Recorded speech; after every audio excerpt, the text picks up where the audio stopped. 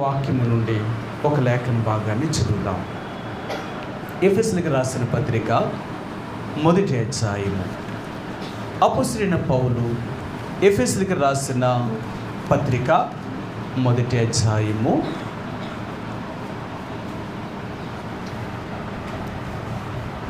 ఎఫెసీయులకు రాసిన పత్రిక మొదటి అధ్యాయము 17, 18, 19 ఈ 3 వచనాలు కలిసి ఉన్నాయండి. ఈ 3 వచనాల్ని మనందరము కలిసి ఒక్క మాటలాగా చదువుదాం. మనందరం కలిసి ఒక్క మాటలాగా చదువుదాం. చదవగలిగిన వారు నాతో కూడా అందరూ కలిసి ఒక్క మాటలాగా చదవడానికి ప్రయత్నించేద్దాం. వెనక ముందు కాకుండా ఆ రీతిగా చదువుదామండి.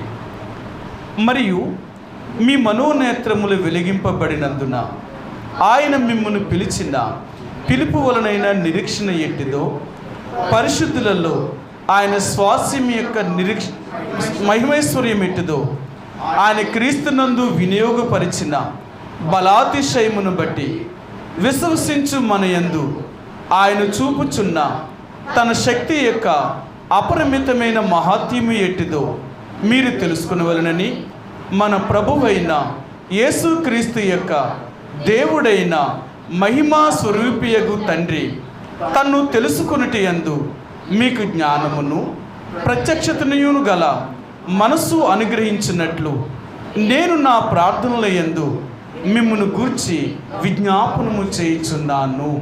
చదువుకున్న లేఖన భాగాన్ని దేవుడు దీవించునుగాక.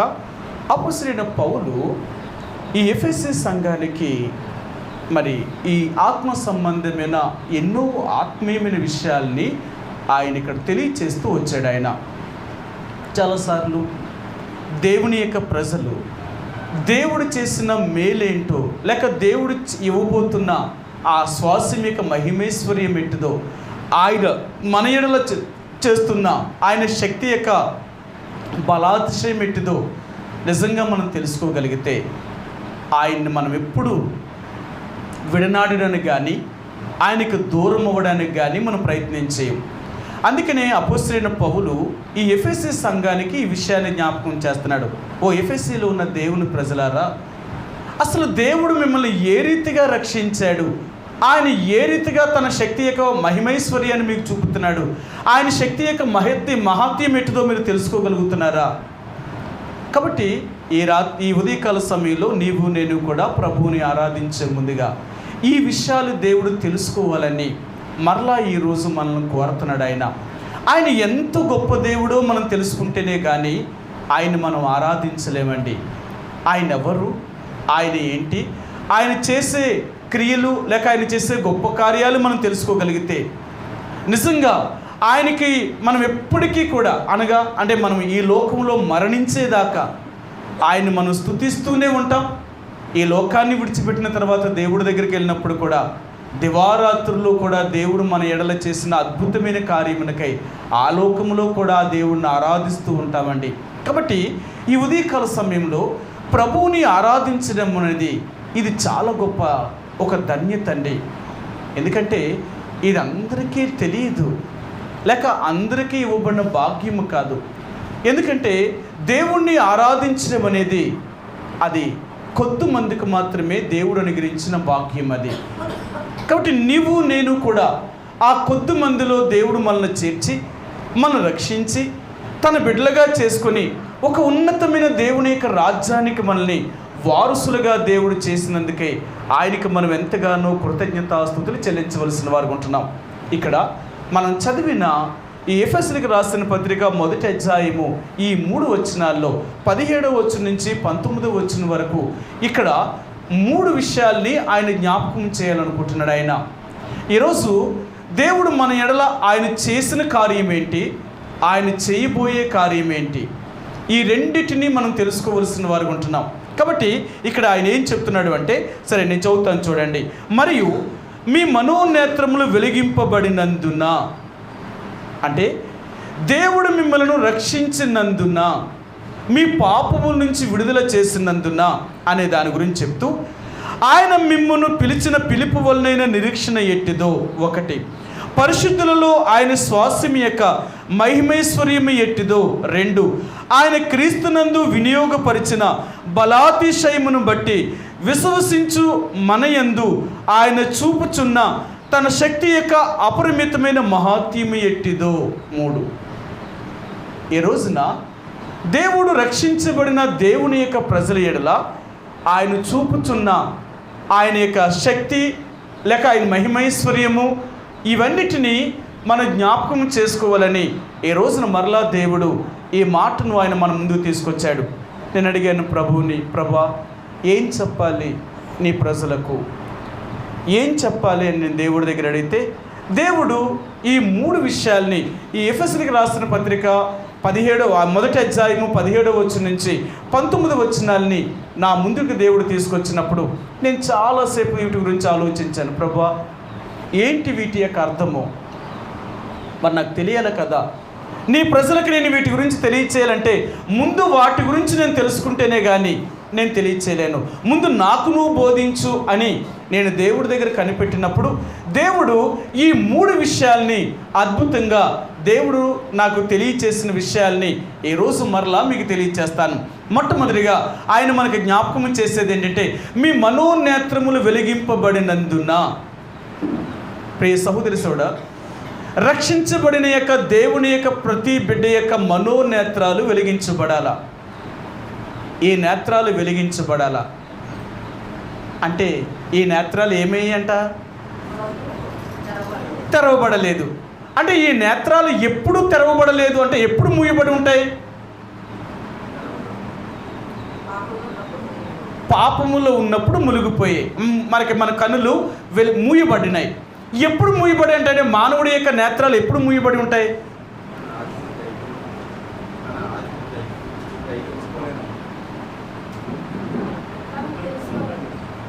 మానవుడి యొక్క మనోనేత్రాలు ఎప్పుడు మూయబడ్డాయి? దేవుణ్ణి తెలుసుకోవాలి. అదే ఎక్కడ మూయబడ్డాయి? మన గురించే కాదు, ఆదాము దగ్గర నుంచి అక్కడ మూయబడ్డాయి. అందుకని అక్కడ అంటాడు ఆయన, వారు కన్నులు తెరవబడి, ఆ పండు తినగానే వారి కన్నులు ఏ కళ్ళు తెరవబడ్డాయట? భౌతికమైన నేత్రాలు తెరవబడ్డాయి, ఆత్మ సంబంధ నేత్రాలు మూయబడ్డాయి. అంతవరకు చూడండి, వారు తాము దిగంబరులుగా ఉన్నప్పటికీ కూడా వారు సిగ్గు ఎరుగక వారు ఉన్నారు. ఆత్మ సంబంధమైన నేత్రాలతో ఉన్నారు కాబట్టి వాళ్ళకి ఎటువంటి సిగ్గు అవమానము అనేది లేదు. వారందరూ ఎంత సమిష్టిగా ఉన్నారు అంటే ఆదాము అవ్వ వీళ్ళంతా సంతోషమైన జీవితాన్ని జీవించేవారు. ఎందుకంటే వారిలో ఏ కపటము కానీ ఏ పాపము కానీ లేదు. అందుకనే వారు నిర్దోషమైన వారు. కొంతమంది చిన్న బిడ్డలు చూడండి, తల్లిదండ్రులు బట్టలు వేస్తారని బారిపోతూ ఉంటారు. వాళ్ళు కారణం వాళ్ళకేమీ తెలియదండి. వాళ్ళకేమీ తెలియదు. ఎందుకు అంటే వాళ్ళకి పాపం అనేది కూడా వాళ్ళకి ఏమాత్రం కొంచెం కూడా తెలియదు. వాళ్ళు ఎంత సంతోషమైన జీవితాన్ని జీవిస్తారు. అందుకే దేవుడు అంటున్నాడు, నేను ఆదాముని చేసినప్పుడు లేక మానవుని చేసినప్పుడు నేను యథార్థవంతుడిగా సృష్టించాను. వాడికి ఏ పాపము తెలియదు. కానీ మానవుడే వివిధమైన తంత్రాలు కల్పించుకొని పాపములో పడిపోయాడు. ఆ రోజు నుంచే మానవుడి యొక్క మనోనేత్రాలు మూయబడ్డాయి, భౌతికమైన నేత్రాలు తెరవబడ్డాయి. వారి నేత్రాలు ఎప్పుడైతే తెరవబడ్డాయో వారు తమ్మును తాము చూసుకొనగానే వారి దిగంబరులను తెలుసుకొని అంజూరపు ఆకులను కచ్చడములుగా కట్టుకొని ఏదైనా తోటలో వారు దాక్కోవలసి వచ్చిన పరిస్థితి వచ్చింది. సరే, దేవుని యొక్క ప్రజలుగా ఈరోజు నీవు నేను కూడా ఒకప్పుడు మన నేత్రాలు కూడా మూయబడ్డాయి. యేసు ప్రభువుని ఎరగక ముందు మన నేత్రాలు కూడా మూయబడ్డాయి. ఈ లోకంలో ఉన్న వారిని చూడండి, మీరు ఇప్పటికీ కూడా చూడండి, వాళ్ళు ఎలాగున్నారు అంటే నిజంగా గుడ్డివారే, నిజంగా గుడ్డివారే. బైబిల్లో ఒక మాట చూపిస్తాను. యోహాను సువార్త మన అందరికీ బాగా పరిచయమైన మాట, 9వ అధ్యాయము. యోహాను సువార్త 9వ అధ్యాయంలో ఇక్కడ ఒక గుడ్డివాని యొక్క కన్నులను దేవుడు తెరిచినప్పుడు ఆయన ఒక మాటను ఆయన చెప్పాడు. ఆయన ఏం చెప్పాడో మీకు చూపిస్తాను. 9వ అధ్యాయము 39 వచ్చినవండి. 9:39. అప్పుడు యేసు, చూడని వారు చూడవలెను, చూచువారు గ్రుడ్డివారు కావలెను అను తీర్పు నిమిత్తము నేను ఈ లోకమునకు వచ్చితినని చెప్పాను. చూసారా, ఇప్పుడు యేసు ప్రభువారు ఒక మాట చెప్పాడు. ఆయన ఏం చెప్తున్నాడు అంటే, యేసు చూడని వారు చూడవలెను, చూసువారు గుడ్డివారు కావలెను. ఏంటి మాట? సరే, వెంటనే వాళ్ళు అడిగారు, మేము గుడ్డివారిని అయిపోవాలని కోరుతున్నావా ఏంటని అడిగారు. సరే, అప్పుడు యేసు ప్రభువారు ఒక మాట చెప్పారు. సరే, ఆ మాట కూడా చదువుదాం. 41 వచ్చినవండి. అందుకు యేసు, మీరు గుడ్డివారైతే మీకు పాపము లేకపోవును కానీ చూచుచున్నామని మీరిప్పుడు చెప్పుచున్నారు గనుక మీ పాపము నిలిచి ఉన్నదని చెప్పాను. ఇక్కడ అర్థం చేసుకోండి, ఒకవేళ మీరు గుడ్డివారే అయితే మీకు పాపమే లేకపోను, కానీ ఇప్పుడు మీరు చూచుచున్నారని చెప్పుకుంటున్నారు కాబట్టి మీ పాపము నిలిచి ఉంది. అంటే చూసేవారి యొక్క పాపం అంటే నిలిచి ఉందట. అంటే ఎందుకు ఇలా మాట చెప్తున్నాడు ఆయన? మనకేమర్థం అవుతుంది ఆయన చెప్పే ఈ మాట? చూడండి, ఇక్కడ ఆయన ఏం చెప్తున్నాడు, చూసేవారి యొక్క పాపము నిలిచి ఉంటుందంట. అందుకని అంటున్నాడు, ఏం చూస్తున్నారు వీళ్ళు? చూడండి, అందుకన్నాడు, చూచుచున్నామని చెప్పుచున్న మీ పాపము నిలిచి ఉన్నది అంటున్నాడు ఆయన. చూడని వారికి పాపమే లేదు, కానీ చూస్తానని చెప్పుకుంటున్న మీరు ఇంకనూ పాపములేని ఉన్నారు. ఈ రోజున లోకం ఎలాగుందో తెలుసా? దేన్ని చూస్తే దాన్నే దేవుడు అంటున్నారు, దేన్ని చూస్తే దాన్నే దేవుడు అంటున్నారు. వాళ్ళు భౌతికమైన నేత్రాలతో చూస్తూ ఉంటే వాళ్ళకి ఏం కనపడుతుందంట? దేవుడు ఎందులోనైనా ఉన్నాడు. అది ఎలాంటి దాంట్లోనైనా దేవుడు ఉన్నాడు. సరే, ఈరోజు మనకు అదే కదా గొడవ. వాళ్ళకి మనకి గొడవ ఏంటంటే, మీరు మీ దేవుణ్ణి తప్ప ఇంక ఏ దేవుణ్ణి మీరు నమ్మరు, మీరు దేవుడే కాదంటారు అని మనల్ని అంటున్నారు. వాళ్ళంటారు మేము అందరినీ దేవుడిగానే భావిస్తున్నాము అని వాళ్ళంటారు. వాళ్ళకి మనకి ఏంటి సమస్య?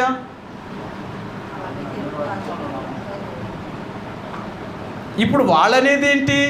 మేము దేంట్లోనైనా దేవుణ్ణి చూడగలుగుతున్నాం, ఎక్కడైనా దేవుడు ఉన్నాడు అని వాళ్ళు అంటున్నారు. మనం అంటున్నాము ఎక్కడా దేవుడు లేడు, దేవుడు ఒక్కడే అని మనం చెప్తున్నాం. ఏంటి వాళ్ళకి మనకి తేడా ఏంటి? ఇక్కడ మనం చదివాం కదా, వారి కన్నులు మూయబడ్డాయి కాబట్టి గుడ్డివాడు దేన్ని చూసినా అంటే కనపడదు కాబట్టి దేన్నైనా దేవుడే అంటాడు. అంతే కదా, ఆడి కళ్ళే ఉంటే దేవుడేదో కనపడ్డంటారా? ఎప్పుడైతే మన నేత్రాలు తిరగబడ్డాయో, దేవుడు మన నేత్రాలు తెరిచాడో, ఎప్పుడైతే మనం దేవుని తెలుసుకున్నామో ఆ రోజు నుంచి ఈయనే నిజమైన దేవుడు అని మనం గుర్తించాం. ఏ నేత్రాలతో చూసాం దేవుణ్ణి? భౌతికమైన నేత్రాలతో చూడలేదు, మనం ఆత్మ సంబంధిత నేత్రాలు తెరబడ్డాయి. అందుకని అంటాడు యేసు ప్రభువారు, మన అందరి యొక్క మనోనేత్రాల్ని వెలిగించినప్పటికీ మనకేమర్థమైందంటే దేవుడు వీళ్ళెవరూ కాదు, అసలైన వాడు ఒకడున్నాడు, ఆయనే నిజమైన దేవుడు, ఆయనే జీవము కలిగిన వాడు అని మనం కళ్ళుతో చూసాం. అందుకని గురుడివాడు సాక్ష్యం ఇచ్చాడు, మీరు ఏం చెప్తున్నారో నాకు తెలియదు, కానీ నేను ఒకటి మాత్రం చెప్తున్నాను, ఇంతకుముందు నేను గురుడివాడిని కానీ ఇప్పుడు మాత్రం నేను చూచుచున్నాను కదా. వాడు అన్నాడు కదా. సరే, 25 వచ్చినవండి. 9వ అధ్యాయము యోహాను సువార్త 9:25. వాడు ఆయన పాపియో కాడో నేను ఎరుగను, ఒకటి మాత్రము నేను ఎరుగుదును, నేను గుడ్డివాడునై ఉండి ఇప్పుడు చూచుచున్నాను ఆయన చెప్తున్నాడు. ఆయన ఒకప్పుడు నేను గుడ్డివాడినే, నాకేమీ కనబడలేదు, కానీ ఇప్పుడు నేను చూచుచున్నాను. ఇప్పుడు నేను చూసినప్పుడు నాకేమర్థమైందో తెలుసా? ఆయన నిజంగా దేవుడు అని నాకు అర్థమైంది, ఆయన దేవుడు అని నాకు అర్థమైంది. ఎందుకంటే ఇప్పటి వరకు నేను గుడ్డివాడిని, ఎవ్వరూ నా కన్నులు తెరవలేకపోయారు, కానీ ఇప్పుడు మాత్రమే నన్ను కన్నులు తెరిచారు కాబట్టి ఆయనే దేవుడని నేను నమ్ముతున్నాను. మీరు నన్ను వెలివేసినా, ఒకవేళ మీ సమాజం నుంచి నన్ను త్రోసివేసినా, మీరు నాతో లేకపోయినా నేను మాత్రం ఒకటే చెప్తున్నాను. ఏం చెప్తున్నాను అంటే ఆయన నిజమైన దేవుడు నేను ఒప్పుకుంటున్నాను. ఎప్పుడైతే ఈ గుడ్డివాడు కన్నులు తెరవబడినప్పుడు యేసును దేవుడు అని ఒప్పుకున్నాడో సమాజం వాడిని వెలివేసేసింది కదా. సరే, ఆ మాట కూడా చూద్దాం. 35వ వచనం అండి, 35వ వచనం. పరిసయ్యులు వారిని వెలివేసిరని యేసు విని. సరే, ఎందుకు వెలివేశారట? ఈ గుడ్డివాడు కళ్ళు తెరవబడినప్పుడు ఎందుకు వెలివేశారు వీడిని?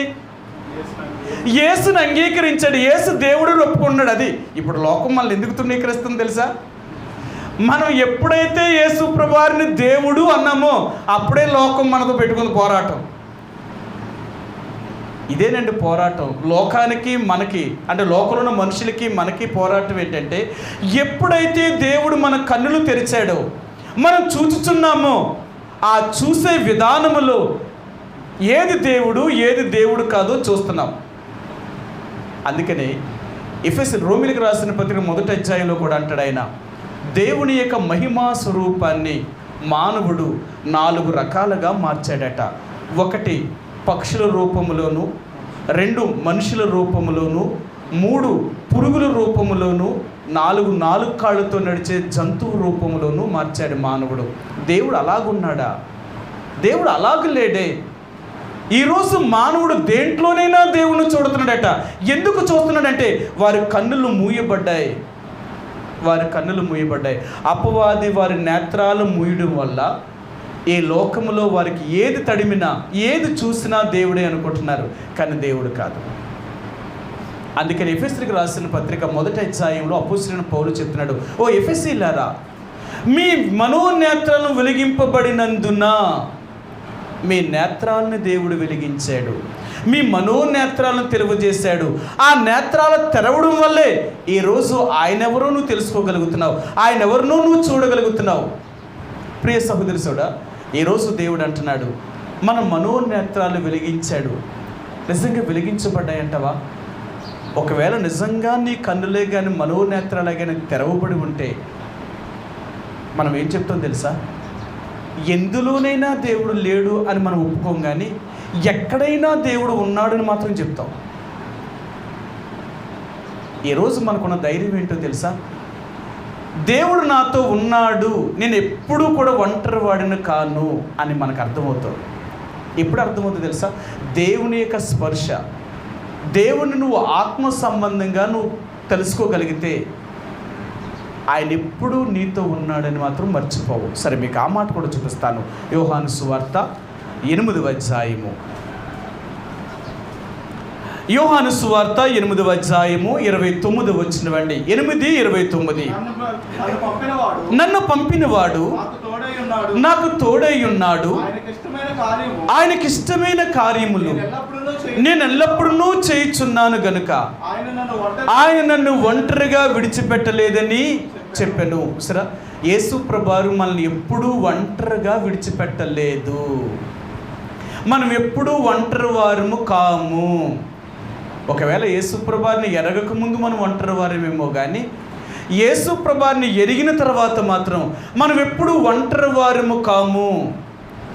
మనం ఒంటరిగా ఉన్నా నాతో దేవుడు ఉన్నాడు అని చెప్తాం. ఎలా? నీ దేవుడు ఎక్కడున్నాడు, ఎలాగున్నాడు అని చెప్తే అది నీకు తెలియదు, కానీ నాకు తెలుసు.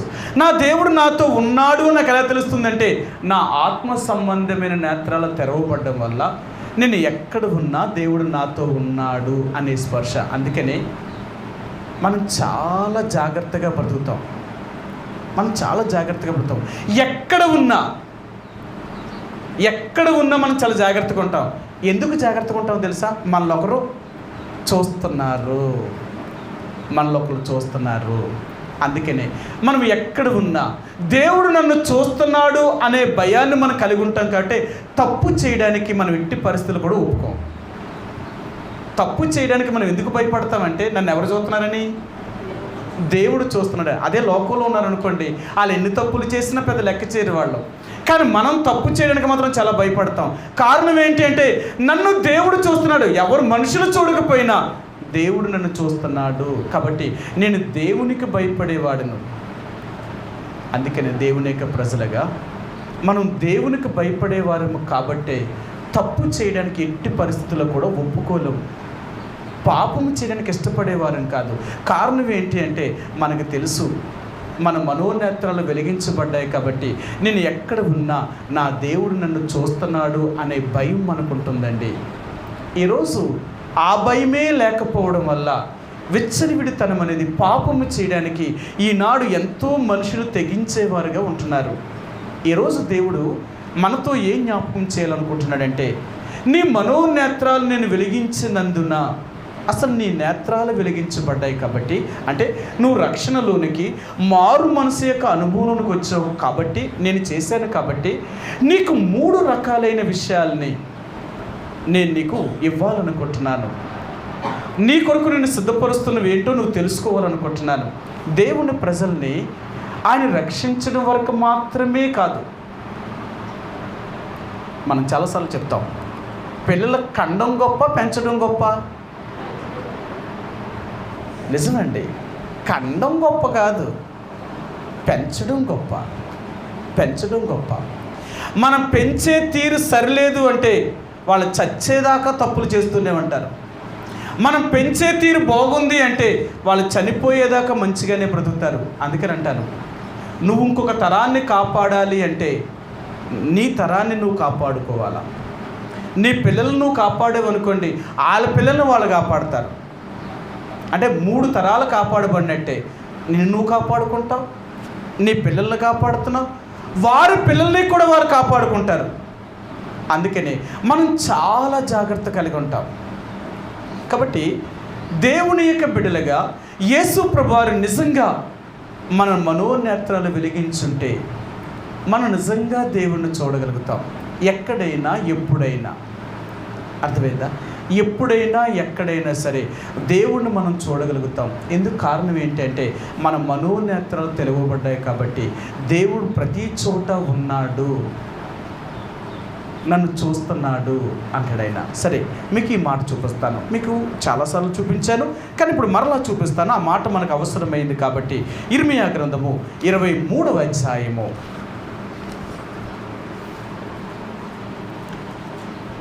23వ వచనమండి.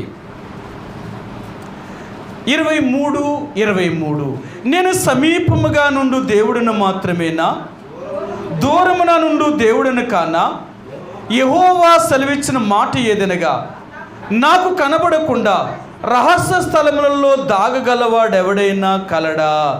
నేను భూమి ఆకాశముని అంతటా ఉన్నవాడని కానా? ఆయన అంటున్నాడు, నాకు కనబడకుండా రహస్య స్థలములలో దాగగలిగిన వాడు ఎవడైనా కలడా? నేను భూమి ఆకాశముని అంతటా ఉన్నవాడను. అందుకనే మనం ఎవరికి భయపడతామో తెలుసా? మనం దేవుడికి భయపడతాం.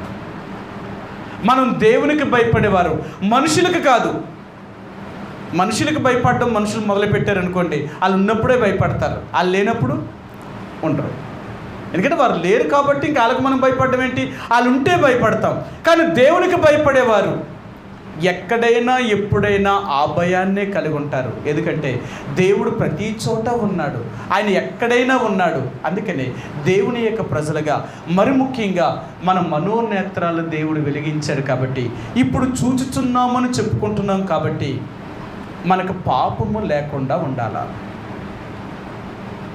ఒకవేళ మనం చూచుచున్నామని చెప్పుకుంటూ వారు ఇంకా ప్రభువుని నమ్మకపోతే, ఆయన మీద విశ్వాసం ఉంచకపోతే వారికి పాపం.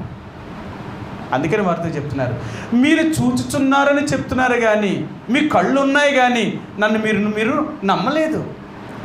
నేను దేవుడును, నేనే దేవుని కుమారుని అని చెప్తున్నప్పటికీ, నేను చేసిన క్రియలే నా గురించి సాక్ష్యం ఇస్తున్నప్పటికీ, కానీ మీరేమంటున్నారు? నువ్వు ఆయన కాదు, నువ్వు కాదు అంటున్నారు. ఈ కళ్ళు లేని వాడు ఏం చెప్తున్నాడు? కళ్ళు తెరిచిపడినప్పుడు ఆయన నిజముగా దేవుడే, లేకపోతే ఇలాంటి అద్భుతాన్ని ఎలా చేయగలుగుతాడు? ఆయన దేవుడే, నేను ఒప్పుకుంటున్నాను అంటున్నాడు. వీళ్ళకి ఆయనకి తేడా అదే. ఈరోజు నువ్వు నేను కూడా చూచుచున్నామని చెప్పుకుంటున్న మనము ఎంతవరకు దేవుణ్ణి గ్రహించగలుగుతున్నాం? ఆయన ఎవరు, ఆయన ఏంటి, ఆయన ఏం చేస్తున్నాడు, ఆయన ఏమి చేయగలిగిన వాడు అని వీటిని మనం గ్రహించకపోతే కళ్ళుండి మనం చేసేది ఉపయోగం ఏముంది? అందుకని అంటాడు, కళ్ళు చూడగానే అందుకంటాడు భయంకరం అండి. అందుకనే మన దేహమునకు దీపము కన్నే అంట. మన కన్ను పరిశుద్ధమైతే మన దేహమంతయు పరిశుద్ధంగా ఉంటుందట. మన కన్నే చెడ్డదనుకోండి, మన దేహమంతయు చెడిపోతుందట. అందుకనే ఒక వ్యక్తి మంచోడా చెడ్డాడా చూపును బట్టి చెప్పేస్తారు. వాళ్ళు చూసే చూపును బట్టి చెప్తారు. కారణం ఏంటో తెలుసా?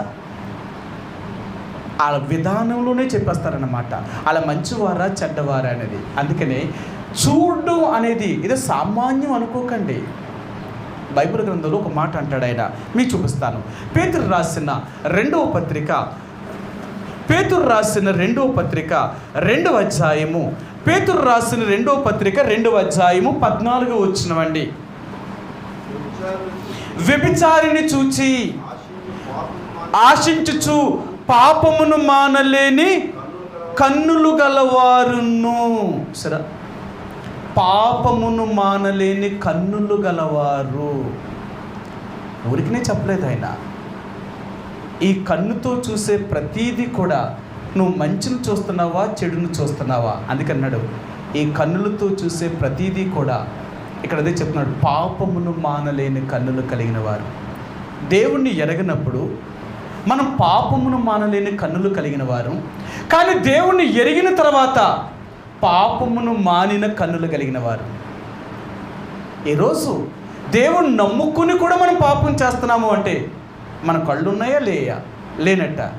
చాలాసార్లు అంటాం, ఎవరైనా ఏదైనా పని చేశానుకో, కళ్ళుండి చేసావా కళ్ళు లేకుండా చేసావా అని అడుగుతారు. కారణం, కళ్ళున్న వాళ్ళు ఎవరు ఎలా చేయరు. నీకు లేకపోయే కాబట్టి నువ్వు ఇలా చేస్తున్నావు, ఉండి కూడా చేస్తలేదు. ఈరోజు దేవుడు అంటున్నాడు, పాపమును మానలేని కన్నులు కలిగిన వారు. ఈ కన్నే దేహం అంతటికీ దీపం. నీ కన్నే మంచిది కాకపోతే నీ దేహమంతయు చెడిపోవడానికి మొదటి కారణం. అందుకనే దేవుడు మానవుడి యొక్క మనోనేత్రాన్ని వెలిగించాడు. ఈ నేత్రాలు ఎప్పుడైతే మూయబడ్డాయో మనకి భౌతికమైన నేత్రాలు మూయబడుతున్నాయి. ఆత్మ సంబంధమైన నేత్రాలు తెరవబడితే భౌతికమైన నేత్రాలు మూయబడతాయి. లేదు, ఆత్మ సంబంధమైన నేత్రాలు మూయబడితే భౌతికమైన నేత్రాలు తెరవబడతాయి. అందుకనే భౌతికమైన నేత్రాలతో చూసేవాళ్ళు ఎవరూ దేవుణ్ణి చూడలేరు. ఆత్మ సంబంధమైన నేత్రాలు తెరవబడిన వారికి లోకం కనపడదు, కానీ దేవుడు కనపడతాడు వాళ్ళకి. ఆయన అంటాడు, అలంకరించబడిన రాజుని నేను కనులారా చూడాలి అనుకుంటున్నాడు అంటాడు ఆయన, యెషయా. కాబట్టి దేవుని యొక్క ప్రజలుగా ఈరోజు నీవు నేను కూడా దేవుడు మన మనోనేత్రాలు వెలిగించడం వల్ల మనకేం కనపడుతుందంట? మీకు ఒక మాట చెప్తాను, మీకు ఇది కూడా బాగా పరిచయమైన మాటే, చూపిస్తాను. మత్తయి సువార్త 17వ అధ్యాయము, మత్తయి సువార్త 17వ అధ్యాయము 7-8 వచ్చినవండి. 8 వచ్చిన చూద్దాం. వారు కనులెత్తి చూడగా యేసు తప్ప మరి ఎవరునూ వారికి కనపడలేదు. ఈరోజు దేవుడు ఈ కన్నుల గురించి దేవుడు జ్ఞాపకం చేయాలనుకుంటున్నాడు. పేతురు, యోహాను, యాకోబులని ఆ పర్వతం మీదకి దేవుడు తీసుకుని వెళ్ళి ఆయన రూపాంతరం చెందినప్పుడు ఏలియా, మోషే వాళ్ళిరువురు కూడా ఆయనకి ఇద్దరికి కుడివైపున ఎడవైపున వారు కనిపించినప్పుడు వారు అన్నారు, అయ్యా ఏలియాకు ఒకటియు, మోషేకు ఒకటియు, నీకొకటియు 3 పర్ణశాలను మనం ఇక్కడ మేము కడతాము అన్నారు. అప్పుడు వారు ఆ యేసును చూడగానే ఆ వెలుగు వారి ముఖానికి తగలగానే వారు నేలను బోర్లా పడిపోయారు. ఆ తర్వాత లేచి యేసును వారు చూడగానే యేసు తప్ప వారికి ఇంకెవరూ కనపడలేదట. ఆలోచించండి. నేను ఒక మాట మీకు చెప్తాను. మన మనసు మంచిదనుకోండి, నువ్వు ఏది చూసినా నీకు మంచిగానే కనపడుతుంది. అవునంటారా? ఇది అవునా కాదా? నిజమండి. నీ మనసు మంచిదనుకోండి, నువ్వెప్పుడూ మంచినే చూడగలుగుతావు. ఎంత చెడులోనైనా సరే. నీ మనసు చెడ్డదనుకోండి, ఎంత మంచి దాంట్లోనైనా చెడే చూస్తాను. అంటే ఏది పాడైపోయింది? మనసు పాడైంది. అర్థమైందా? దేవుని యొక్క ప్రజలుగా మన కన్నుకి ఈ మనిషికి చాలా, హృదయానికి చాలా కనెక్షన్ ఉందండి. కన్ను చూసింది అంటే ఈ హృదయం కోరుకుంటుందట. అవునా? అవునా? నిజమేనా? సరే, మీకు ఈ మాట చూపిస్తాను. యెహోషువ గ్రంథము 7వ అధ్యాయము. ఇక్కడ ఈ ఆకాను ఆనాడు యెరికో పట్టణంలోనికి వెళ్ళినప్పుడు దాని అంతటినీ జయించాలని దేవుడు చెప్పినప్పుడు దొరికిందంతా కూడా కాల్చివేయాలన్నప్పుడు ఇతడు ఏం చేశాడో చూపిస్తాను. 7వ అధ్యాయము, యెహోషువ గ్రంథము 7వ అధ్యాయము 21వ వచనమండి. దోపుడు సొమ్ములో ఒక మంచి సీనారు పై వస్త్రమును 200 తులముల వెండిని 50 తులముల ఎత్తుగల ఒక బంగారు కమ్మిని నేను చూచి వాటిని ఆశించి తీసుకుంటుని. చూసారా ఆయన ఎంత స్పష్టంగా చెప్తున్నాడు. నేను చూచి, చూడగానే ఏమైందంట? కావాలి అని కోరుకున్నారట. కావాలి అని కోరుకోగానే దాన్ని తెచ్చుకున్నారట. పాపము చూడండి ఎలాగుంటుందో. అందుకనే దేవుని యొక్క బిడ్డల యొక్క మనోనేత్రాలను దేవుడు ఎందుకు వెలిగించాడు అంటే, నువ్వు చూసే చూపు మంచిదై ఉండాలా. భౌతికమైన నేత్రాలతో చూస్తే నీకు లోకమంతా పాపంగానే కనపడుతుంది. ఆత్మ సంబంధమైన నేత్రాలతో నువ్వు చూడగలిగితే దేవుని యొక్క పరిశుద్ధత నీకు కనపడుతుంది. అందుకని దేవుడు మనల్ని ఎప్పుడైతే ఆయన రక్షించాడో, ఆయన మన పాపం నుంచి విడుదల చేశాడో, మన మనోనేత్రాన్ని ఆయన తెలియచేశాడు. మూయబడిన నేత్రాలను తెరిచాడు కాబట్టి వారు యేసును గుర్తుపట్టారట. అవునా? వారు యేసుని ఎప్పుడు గుర్తుపట్టారట తెలుసా? యేసు ప్రభువారు ఎమ్మై అనే గ్రామానికి వెళుతున్న ఇద్దరితో కలిసి నడిచి వెళ్తున్నప్పుడు యేసు వారితో నడుస్తున్నప్పటికీ కానీ వారు యేసు అని వారు గుర్తుపట్టలేకపోయారు. వారు ఆ ఇంటిలోకి తీసుకుని వెళ్ళినప్పుడు యేసు ఒక రొట్టెని విరిచి వారికి ఇవ్వగానే ఆ రొట్టె వారు తినగానే వారి కన్నులు తెరవబడ్డాయట. వారి కన్నులు తెరవబడగానే ఆయన యేసు అని గుర్తుపట్టారట. మనం యేసును గుర్తుపట్టాలి అంటే మన నేత్రాలు తెరవబడాలి. ఈ భౌతికమైన నేత్రాలు కాదు, ఆత్మ సంబంధ నేత్రాలు. ఈ భౌతికమైన నేత్రాలే కానీ తెరవబడి ఉంటే లోకాన్నే చూడగలుగుతాం. అందుకనే ఈనాడు చాలామంది దేవుని ప్రజలకి ఆత్మ సంబంధ నేత్రాలు మూయబడ్డాయి, భౌతికమైన నేత్రాలే తెరవబడ్డాయి. అందుకని వీళ్ళు చూసేటప్పుడు ఏం కనపడుతున్నాయి తెలుసా? లోకమే కనపడుతుంది. వీళ్ళకి వాళ్ళంత సంపాదించారు, వీళ్ళంత సంపాదించారు, వాళ్ళు ఎలాగున్నారు, మనం ఎలాగున్నాం, వాళ్ళు ఎలా చేస్తున్నారు, మనం ఏం చేస్తున్నాం, ఎప్పుడు కూడా లోకంతో నిండిపోతుంది. ఎందుకంటే వీరి నేత్రాలు లోకాన్నే చూస్తున్నాయి కదా. నువ్వు చూసే లోకంతో, ఈ భౌతికమైన నేత్రాలతో నువ్వు చూస్తే ఈ లోకమే నీకు కనపడుతూ ఉంటుంది. లోకంలో మనుషులు కనపడుతూ ఉంటారు. వాళ్ళ జీవితానికి నీ జీవితానికి పోల్చుకుంటూ ఉంటావు. వాళ్ళు ఎలాగున్నారు, నేను ఎలాగున్నాను, వాళ్ళు ఏం చేస్తున్నారు, నేనేం చేస్తున్నాను, వాళ్ళకి నాకు ఏముంది. కానీ ఆత్మ సంబంధ నేత్రాలు తెరవబడితే ఈ లోకంతో నువ్వు ఎప్పుడు పెట్టుకో. నువ్వేం చూస్తావు తెలుసా? నీకెప్పుడు దేవుని రాజ్యమే కనపడుతుందట. అవునా?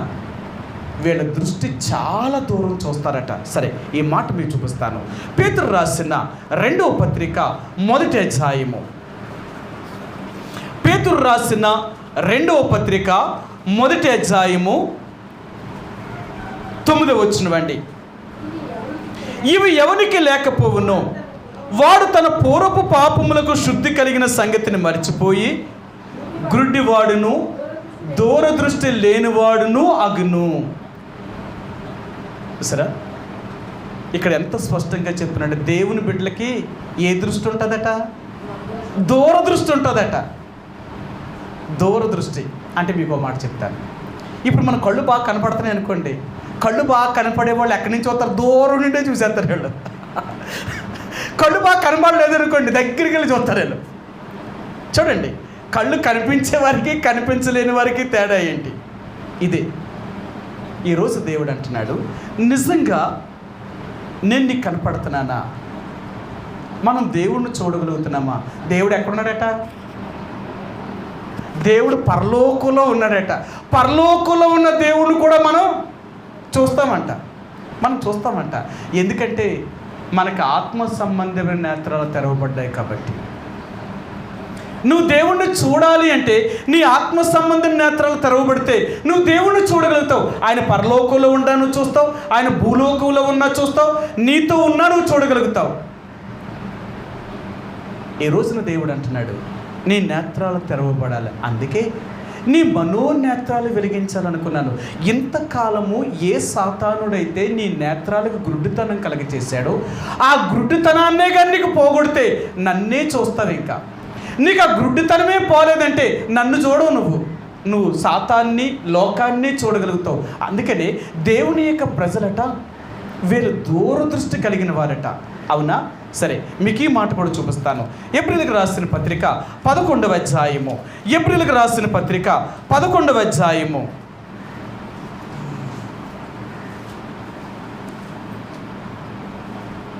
10వ వచనం అండి. 10వ వచనం. యాలయనగా దేవుడు దేనికి శిల్పియు నిర్మాణకుడై ఉన్నాడో పునాదులు గల ఆ పట్టణము కొరకు అబ్రహాము ఎదురు చూచుచుండెను. అవునా? అబ్రహాంకి ఏం కనపడుతుందట? పునాదులు గల ఆ పట్టణము కొరకు ఎదురు చూస్తున్నాడట. ఈయన ఆయనకి ఏం కనపడాలా? ఆయనకి నేత్రాలు తెరవబడి ఉన్నాయి కదా, ఆయన గుడ్డోడేం కాదు.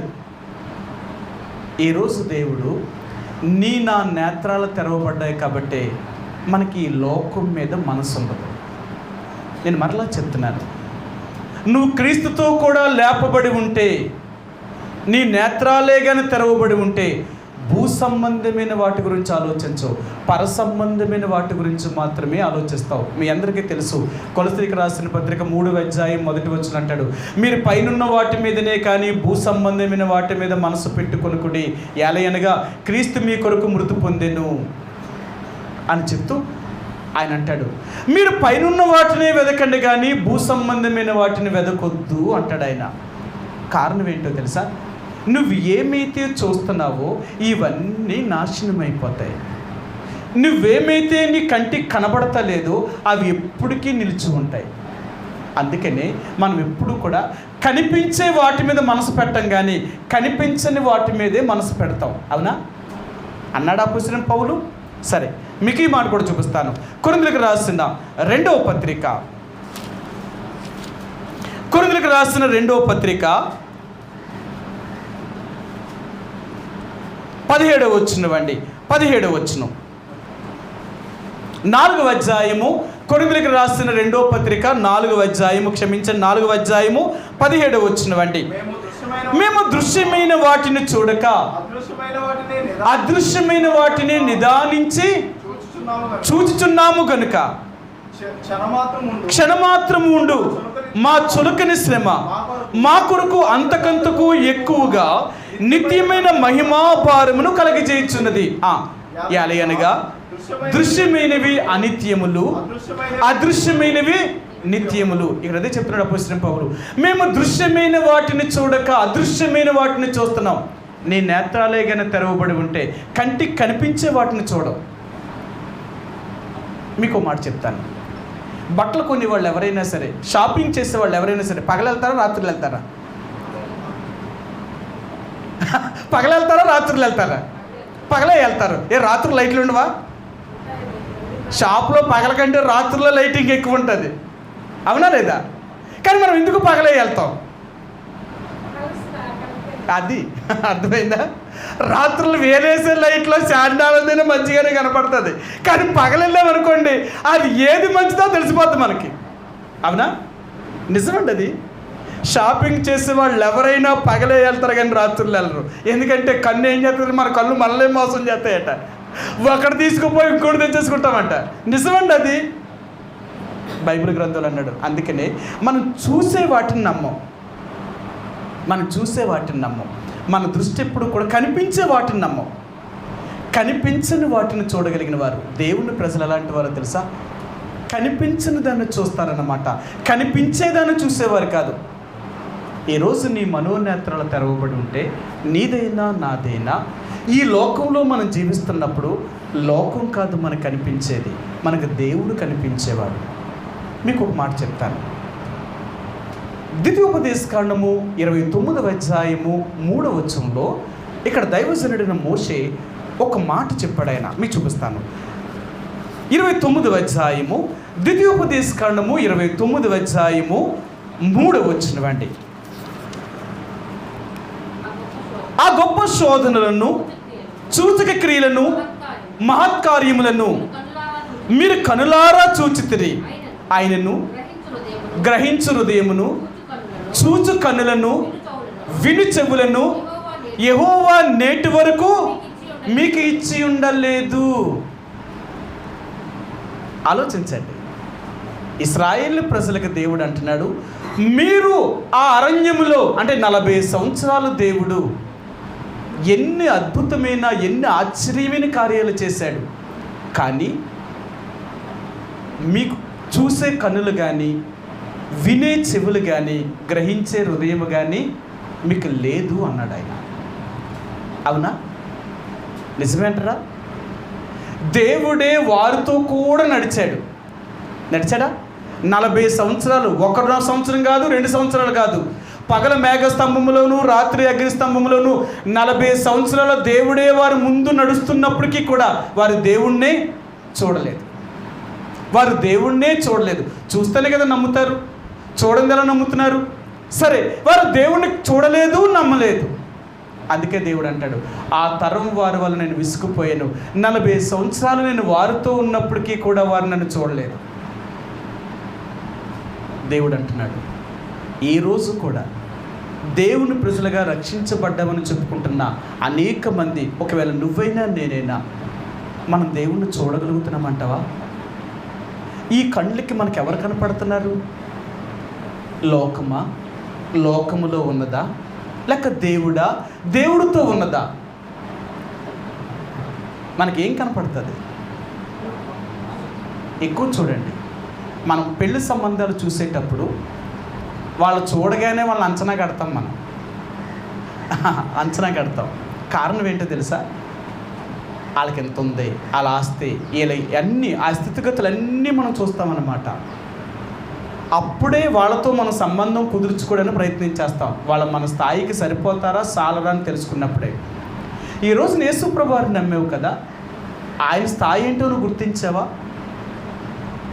ఆయన ఎవరో తెలుసుకోగలిగావా? అందుకే దేవుడు అంటున్నాడు, నిజంగా నువ్వు కళ్ళుతో నన్ను చూసుంటే, నీ ఆత్మ సంబంధం నేత్రాలు తెరవబడి నువ్వు చూసుంటే నేను ఎంత గొప్పవాడినో నీకు అర్థమవుతుంది. నువ్వు భౌతికమైన నేత్రాలతో చూసినంత కాలము నన్ను అర్థం చేసుకోలేవు, నీకు అర్థం కాదు. ఏం కనపడదు తెలుసా?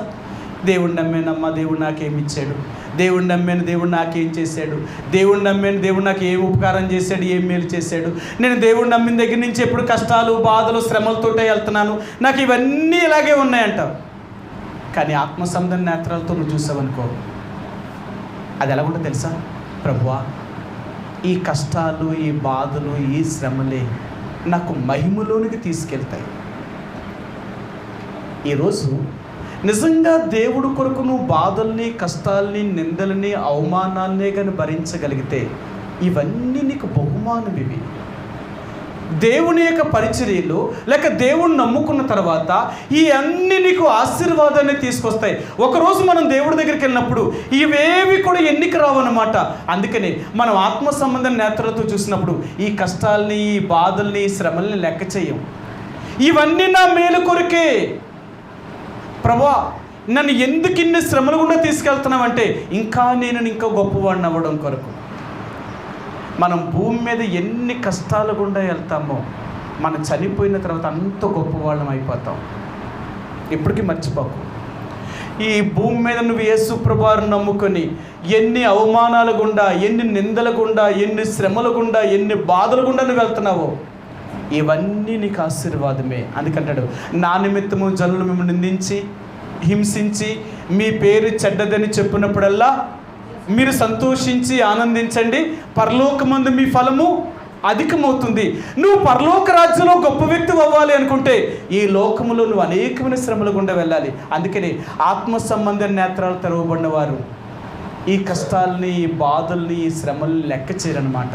దైవజనుడు భగత్ సింగ్ గారు ఒక మాట చెప్పారు. ఆయన ఏం చెప్పాడు అంటే, ఒక ఆయన చెప్పారు, అయ్యా ఇంతగా మిమ్మల్ని దూషిస్తున్నాడే, ఇంతగా మిమ్మల్ని అవమానపరుస్తున్నాడే, ఓ పని చేయండి, చిన్న సందుకం పెట్టండి, అతను నేను స్టేషన్లో చూస్తానని సంగతి అన్నాడట.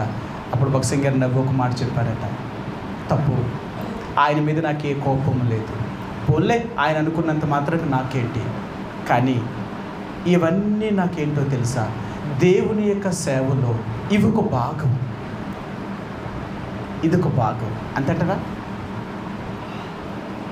చూడండి, నేను అంటాను, మా పిల్లలు అంటే ఇప్పుడు మా యవనస్తున్నారు కదా, మన వాళ్ళందరూ అంకులు పెళ్ళొద్దు అంకులు, అంకులు పెళ్ళొద్దు అంకులు అంటారు. నేను అంటాను, పెళ్ళే లేకపోతే మీ వంశం ఎలాగొస్తుంది, పెళ్ళి చేసుకోవాలంటే అమ్మ బాబో పెళ్ళొద్దు బాబోయ్, ఆ బాధలు మేము పడలేము, ఆ కష్టాలు మేము పడలేము, మిమ్మల్ని చూస్తున్నాం కదా మాకు వద్దు బాబోయ్ అంటున్నారు. పెళ్లి చేసుకుంటే ఏమున్నాయి, కష్టాలు ఉన్నాయి, సుఖాలు ఉన్నాయి, రెండు ఉన్నాయి. ఆలోచించండి, పెళ్ళే లేకపోతే కష్టాలే లేవద్దనుకుంటే అది ఎలా కుదురుతుంది చెప్పండి. అందుకని అంటాను, నువ్వు యేసు ప్రభువుని నమ్ముకున్నావు అంటే నీకు సుఖము ఉంది, నీకు దుఃఖము ఉంది. ఆయన వెంబడించే ప్రతి వ్యక్తి కూడా ఈ రెండింటినీ సమపాలుగా తీసుకోవాల్సిందే. అయితే మరి ఎక్కువగా కుటుంబాన్ని ప్రేమించే వాళ్ళు ఎప్పుడూ కూడా కష్టాన్ని పట్టించుకోరు.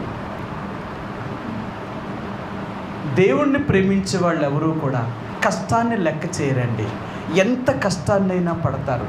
అందుకని అంటారు, మనకిష్టం అనుకోండి ఎన్ని కష్టాలనైనా పడతామంట. మన కష్టం అనుకోండి ఎంత ఇష్టమైన పనైనా మనం చేయమంట. మనిషి యొక్క లక్షణం అది కదా. అందుకనే దేవుని యొక్క ప్రజలుగా ఈరోజు మనం భౌతికమైన నేత్రాలు తెరిచాడు దేవుడు. ఎందుకు తెరిచాడో తెలుసా, ఆయన్ను చూడాలి, ఆయన మనకు కనపడాలి. ఈ లోకం కాదు మనకు కనిపించేది, లోకంలో ఉన్నవి కాదు మనకు కనిపించేది. దేవుడు కొరకు ఈ లోకంలో మనం ఎంత శ్రమనైనా, ఎన్ని అవమానాలైనా, ఎన్ని నిందలనైనా మనం కోరుకునేవారు. అందుకని దేవుని నమ్ముకున్న దేవుని ప్రజలు ఇహలోక సంబంధంగా వీళ్ళు ఎప్పుడూ కూడా సుఖభోగాల్ని అనుభవించడానికి మాత్రం ప్రయత్నించారు. ఒకవేళ సుఖభోగాన్నే వీళ్ళు బ్రతకాలి అనుకుంటే వీళ్ళ దేవుని దృష్టిలో చచ్చినవారు. నేను మరలా మీకు చెప్తున్నాను, ఇది కాదా అవునా అని మీరు తెలుసుకోవాలనుకుంటే మీకు బైబిల్లో నుంచి చూపిస్తాను ఆ మాటను. అపొస్తలుడైన పౌలు తిమోతికి రాసిన మొదటి పత్రిక 6వ అధ్యాయము, తిమోతికి రాసిన మొదటి పత్రిక 5వ అధ్యాయము, క్షమించండి 5వ అధ్యాయము 6వ వచనం అండి. తిమోతికి రాసిన మొదటి పత్రిక 5వ అధ్యాయము 6వ వచనం. సుఖభోగములయందు ప్రవర్తించినది బ్రతుకుచుండియు చచ్చినదై ఉండును. సరే, మనము సుఖభోగాలయందే బ్రతకాలి అంటే మనం బ్రతుకుచుండి చచ్చిన వారితో సమానం అంట. అందుకనే మనం ఎప్పుడూ సుఖాన్ని కోరుకునేవారం కాదు, కష్టాన్ని కోరుకునేవారు. దేవుని బిడ్డలు ఎప్పుడూ కూడా భూమి మీద ఉన్నంత కాలం కూడా కష్టాలను కోరుకునేవారు. ఎన్ని కష్టాలనైతే మనం పడడానికి ఇష్టపడతామో అంత గొప్పవాళ్ళం అవుతాం. కాబట్టి నీ నేత్రాలే కానీ తెరవబడి ఉంటే ప్రభువును చూడగలుగుతావు.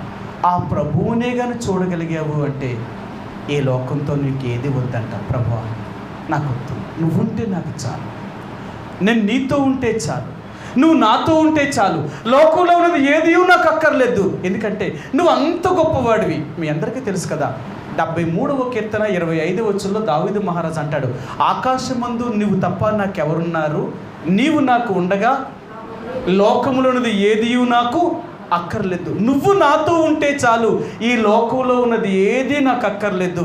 ఎందుకు అంటే ఆ లోకాన్ని సృష్టించిన వాడివే నువ్వు, సృష్టించిన దేవుడివే నువ్వు నాతో ఉంటే ఈ లోకంతో నాకు పని ఏంటి, నువ్వు ఉంటే నాకు చాలు.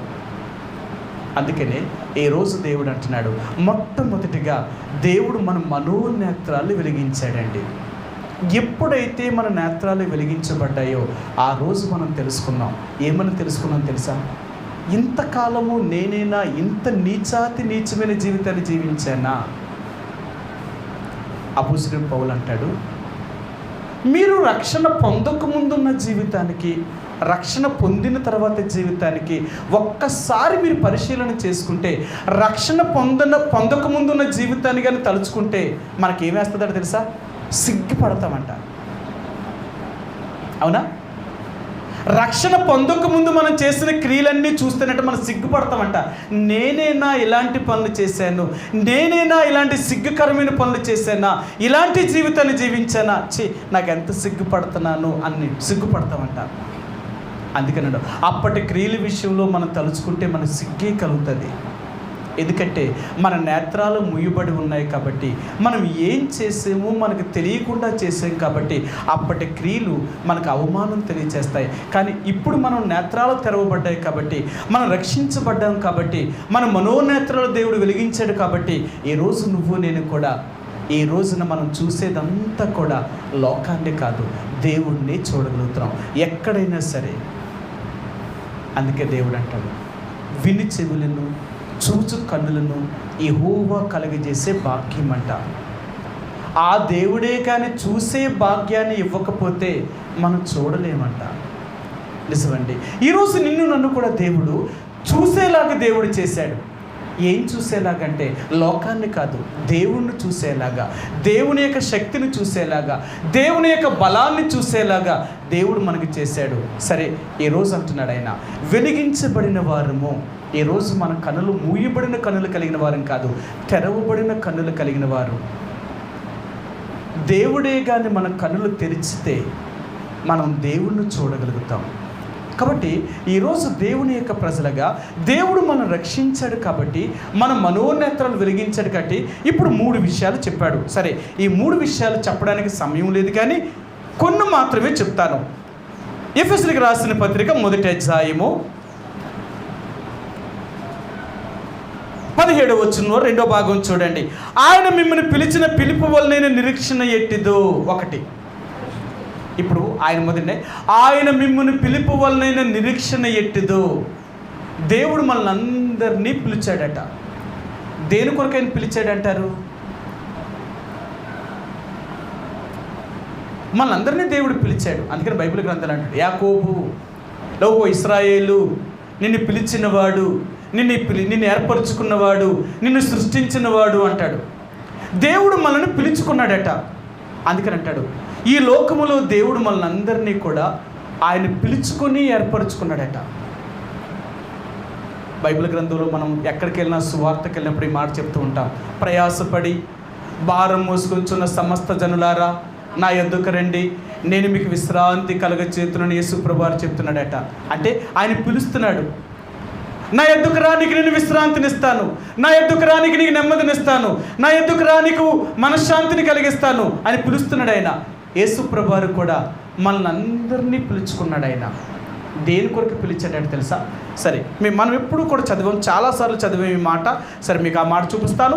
అపోస్తలుడైన పౌలు తెస్సలోనికీయులకు రాసిన మొదటి పత్రిక 2వ అధ్యాయము, తెస్సలోనికీయులకు రాసిన మొదటి పత్రిక 2వ అధ్యాయము 11, 12 వచనాలండి. తన రాజ్యమునకును మహిమకును మిమ్మల్ని పిలుచుచున్న యేసు ప్రభువారు మనల్ని అందరినీ దేని కొరకు పిలిచాడట?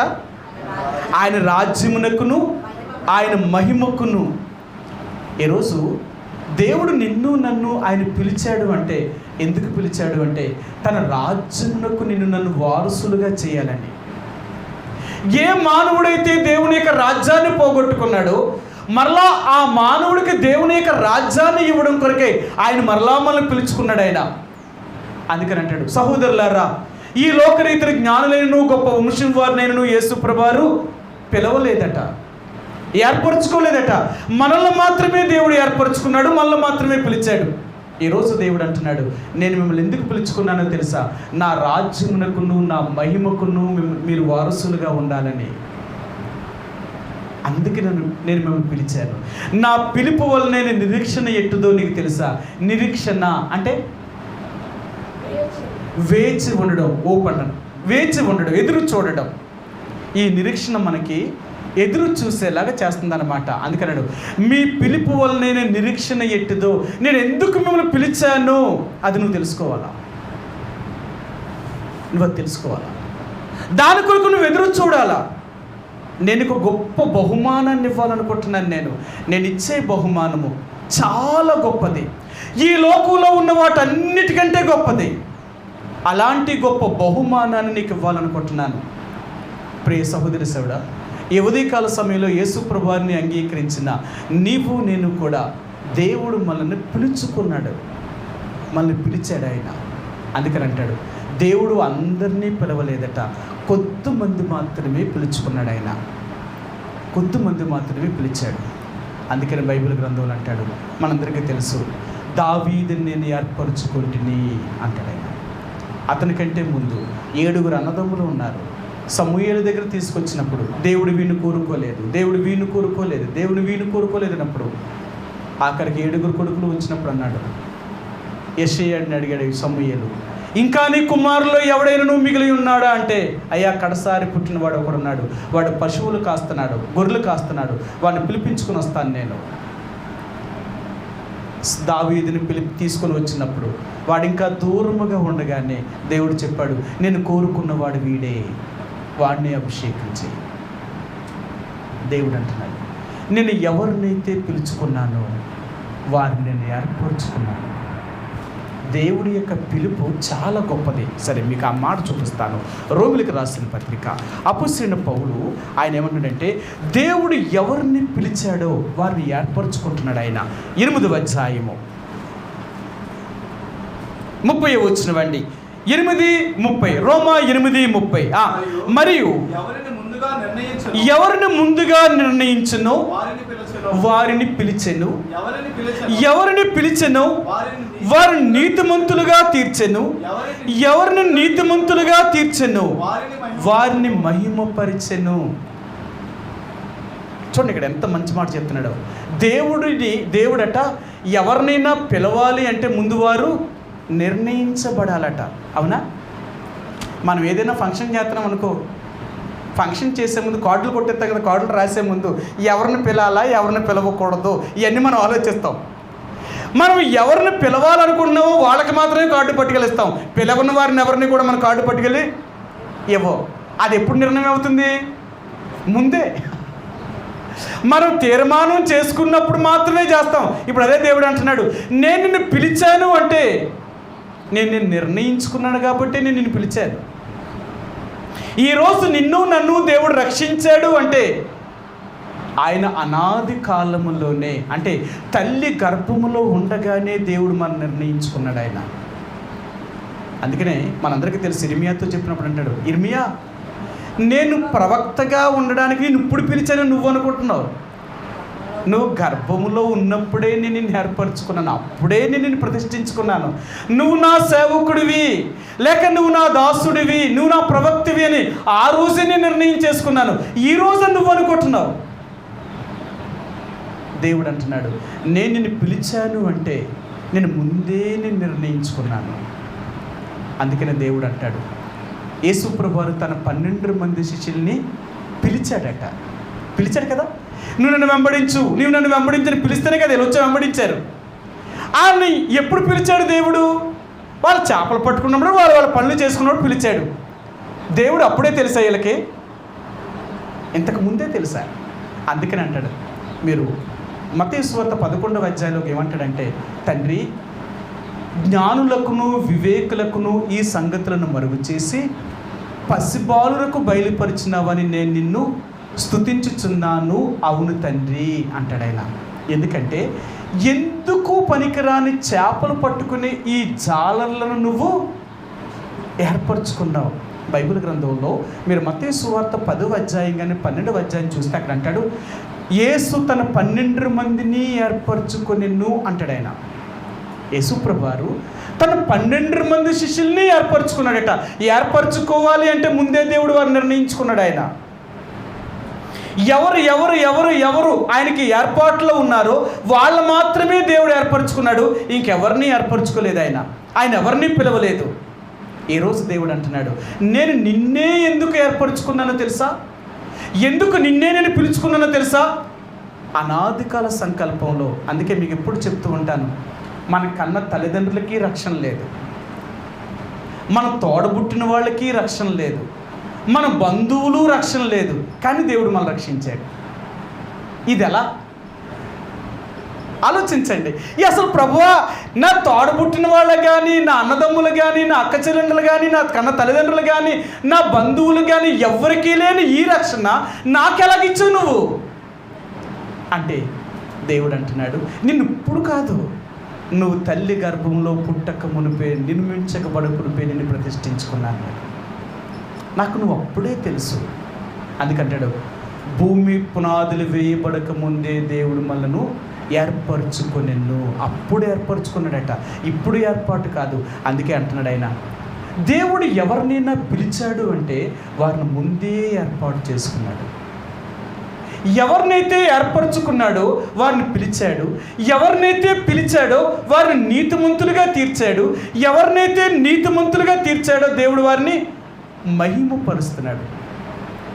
చూడండి, అందుకనే ఈ రోజు దేవుడు అంటున్నాడు, నా మహిమైశ్వర్యము లేక నేను మిమ్మల్ని పిలిచిన పిలుపు వల్ల నేను నిరీక్షణ ఎట్టదో నువ్వు తెలుసుకున్నావా? నా నిరీక్షణ ఎంత గొప్పదో తెలుసా? నేను నిన్ను పిలిచాను అంటే నువ్వు ఎంత గొప్పవాడివి. అందుకని బైబిల్ గ్రంథంలో మరొక మాట నేను చూపిస్తాను. ఇంకా యెషయా గ్రంథము 41వ అధ్యాయము. ప్రభు చిత్తమైతే ఈ మాటల్ని మళ్ళా నేను ఉన్నప్పుడు మరలా మీకు జ్ఞాపకం చేస్తాను. యెషయా గ్రంథము 40వ అధ్యాయము. యెషయా గ్రంథము క్షమించండి 41వ అధ్యాయము 9-10 వచనాలండి. 9-10 వచనాలు.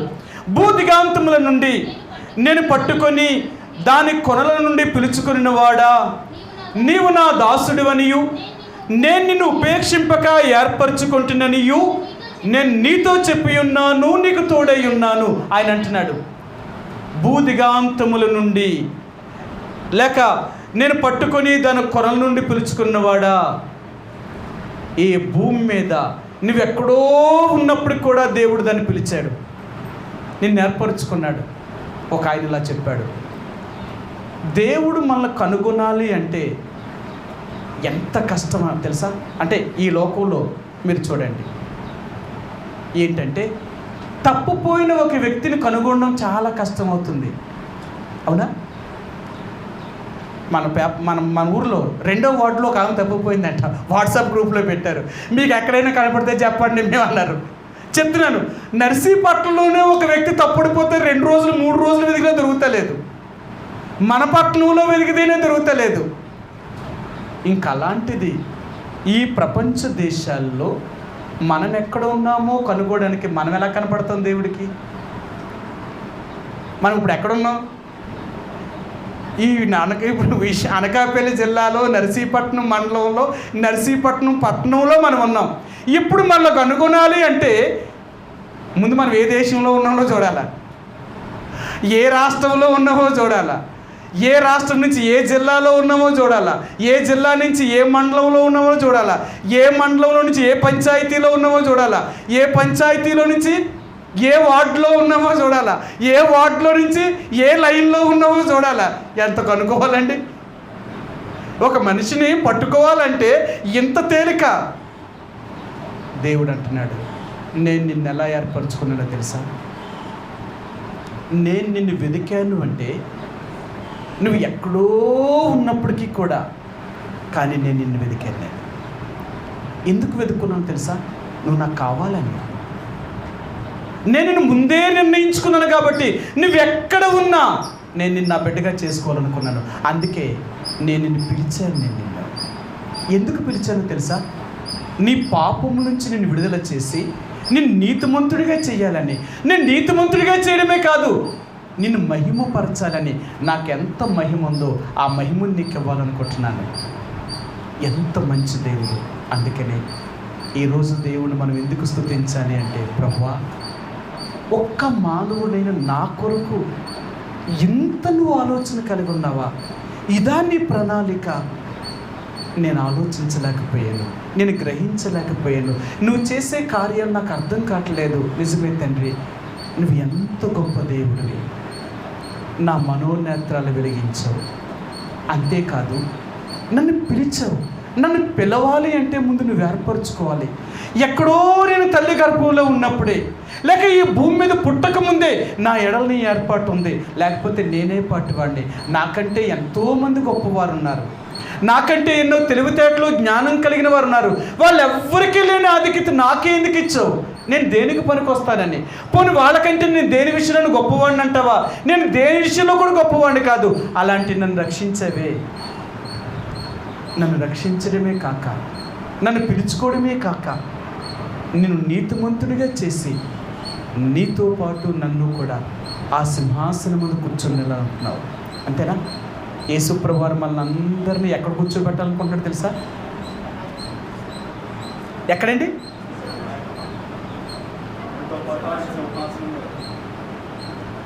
తనతో పాటు తన సింహాసనం మీదే కూర్చోబెడతాడట. మళ్ళీ వేరో సింహాసనం వేయడట. సరే, ఈ ఒక్క మాట చూపిస్తాను. ప్రకటన గ్రంథము 3వ అధ్యాయము 21 వచనమండి. ప్రకటన 3:21 వచనం. నేను జయించి నా తండ్రితో కూడా ఆయన సింహాసనం ముందు కూర్చుండి ఉన్న ప్రకారము జయించు వానిని నాతో కూడా నా సింహాసనమునందు కూర్చుండనిచ్చేదను. మళ్ళీ వేరే సింహాసనం కాదు, నేను ఏ సింహాసనం మంది అయితే నా తండ్రి కూర్చోబెట్టాడో అదే సింహాసనం మందు నేను మిమ్మల్ని కూడా కూర్చోబెడతాను. నేను నాతో నా సమానమైన ఆ ఆధిక్యత, నా మహిమను నేను మీకు ఇవ్వాలనుకుంటున్నాను. నేను ఎంత గొప్పవాడు. అందుకే ఈరోజు మనం దేవుణ్ణి స్తుతించే ముందు, ప్రభువా, ఒకప్పుడైతే నేను గురుడువాడను, నిన్ను ఎరుగక ఏ లోకంలో నా ఇష్టానుసారమైన జీవితాన్ని జీవించాను. ఒకప్పుడు నేను పాపములో జీవించాను. ఆదాము ద్వారా వచ్చిన పాపం వల్ల నా కన్నులు కూడా మూయబడి, భౌతికమైన నేత్రాలు తెరవబడి, నేను ఈ లోక సంబంధమైన వ్యక్తిగానే జీవించిన పరిస్థితిని నన్ను రక్షించాలని నీ అనాదికాల సంకల్పమును బట్టి, నువ్వు ఏర్పరచుకున్న దాన్ని బట్టి నా నేత్రాల తెరవ చేసావు. నిజమే తండ్రి, ఈరోజు నాకు కనిపించేది లోకము కాదు, లోకంలో ఉన్నది కాదు. నిన్ను చూసే ధన్యత నాకు కలిగించు, నీతో ఉండే ధన్యత నాకు అనుగ్రహించు. నా మనోనేత్రాలు వెలిగించబడటం వల్ల నా పాపము నుంచి నన్ను విడుదల చేశావు ప్రభువా. అందుకనే ఈరోజు ఎలాగ నీ కొరకు నేను జీవించడం కొరకే నాకు ఇలాంటి కృపను అనుగ్రహించావు. రెండవదిగా, అంతేకాదు, ఎప్పుడైతే నా మనోనేత్రాలు వెలిగించావో, నన్ను ఏ రకంగా నువ్వు పిలిచావో ఆ పిలుపు వల్ల నేను నిరీక్షణ ఎట్టుదో నేను తెలుసుకోవాలని నువ్వు కోరుతున్నావు. నన్ను పిలిచావు. ఒకప్పుడు నేను ఎలాగున్నప్పుడు నన్ను పిలిచావు. అసలు నీ పిలుపుకి నేను అర్హున్నా? నువ్వు పిలవడానికి నేను యోగ్యున్నా? అలాంటి అర్హత నాకుందా? లేదే. అలాంటి నన్ను పిలిచి, అంటే నన్ను పిలిచావు అంటే నీ అనాదికాల సంకల్పంలోనే నన్ను నువ్వు నిర్ణయించుకున్నావు. నేను తల్లి గర్భంలో పిండముగా రూపింపబడకముందే నన్ను నువ్వు నిర్ణయించుకున్న దాన్ని బట్టే నన్ను పిలిచావు. నన్ను పిలవడమే కాక నన్ను నీతిమంతుడిగా చేసావు. నీ రక్తంతో కడిగి నన్ను నీతిమంతుడిగా చేయడమే కాక నీ పరలోక రాజ్యములో నీతో కూడా నీ సింహాసనం మీద కూర్చునే ఆ యోగ్యత, ఆ అర్హతను నాకు కలిగించావు. ఎంత గొప్ప దేవుడివి తండ్రి. ఇలాంటి దేవుడివి నాకు దేవుడిగా మీరు దొరికినందుకు నేనేమిస్తే మీరు రుణం తీర్చుకుంటాను, నేనేమిచ్చినప్పటికీ మీరు రుణం తీర్చుకోలేను ప్రభా. అందుకే నా ఎడల మీరు చేసిన ఈ మేలులకి ఉపకారములకి నేనేమిచ్చినప్పటికీ మీరు రుణం తీర్చుకోలేను తండ్రి. మీరు ఉచితము కలిగించిన మీ రక్షణ పాత్రను చేత పట్టుకొని ఏదేను స్తుతి ఆరాధన నీకు నేను సమర్పించుకుంటున్నాను అని ఆ ప్రభువుని ఆరాధిస్తామండి. ఆ రీతిగా కొద్ది క్షణాలు ప్రభు యొక్క మరి రక్తంతో కడిగబడిన మనందరం కూడా ఆ ప్రభువుని మనం ఆరాధిస్తామండి. ఆ రీతిగా కొద్ది క్షణాలు ప్రభు యొక్క సన్నిధిలో ఆరాధిస్తాం.